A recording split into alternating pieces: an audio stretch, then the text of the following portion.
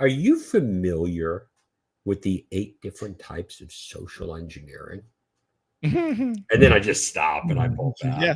It's All just right. So it's tell such us a what the bad, unfair question, but I want to walk through it because let's just go through it. We have to be aware of social engineering. But Scott, we do phishing training. And I'm like, okay, how you it's not about phishing training. We're talking about our senior parents here.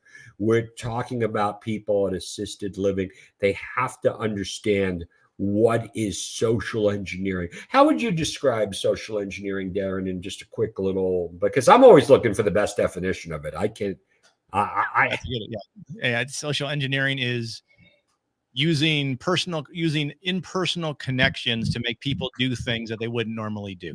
I guess and I'm going to break that down. I'm going to break your 7th grade definition down into a 4th grade definition, which is tricking people to do something they normally wouldn't do in furtherance of some kind of financial gain. Yeah, there you go. Yeah, that's right. And with the use of technology, it's making things easy. So let's kind of break this down, and maybe we can do part 1 and part 2 of this because there's so much for us to cover. But let's really so we have to understand social engineering has been around since the beginning of time. I mean, when I started and I was an FBI agent in Syracuse, New York, I was working, I think we called them 196E cases, wire fraud. Someone would send a wire, they would send a fax, they would trick people into doing things. Now with the use of technology, it's making it so easy. And email is the number 1 logical choice, but let's take them all. We all know about emails. We're going to get an email from somebody we know and somebody we trust, and they want us to do 2 things. Click on a link, download an attachment, and boom, that is where the magic happens. Now, everyone goes over, and a lot of companies have email protection plans. I mean, let's be real, even Gmail does a pretty good job of blocking spam. But you're going to get an email, but emails are going to slip through the system. I went through my spam folder in Gmail, and I came out with 12 beautiful slides of baiting, hey, you won this. Hey, the Geek Squad, your credit card is expired, Amazon Prime.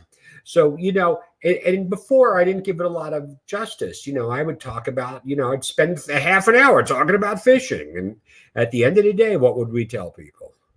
Think before you click. Right. Think before you act. That's yours. Mine is bad guys win because someone always clicks the link. Right. Okay.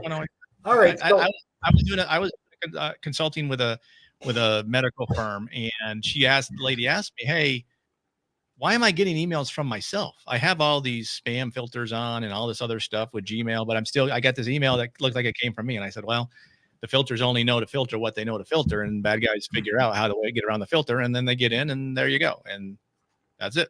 I mean, you can do know before if you're a company, you can do know before doing all that training, but what's your experience with the effectiveness of know before over time? Hey, listen, they're making money. They're doing a great job. Like things like, I'm not picking on know before specifically. No, but at the same time, it even gets to the point where it's like, that's why you need a mindset, 30 minutes worth of training. So let's pretend for this rest of the show, the email problem has been solved. You are never going to get a fraudulent email again.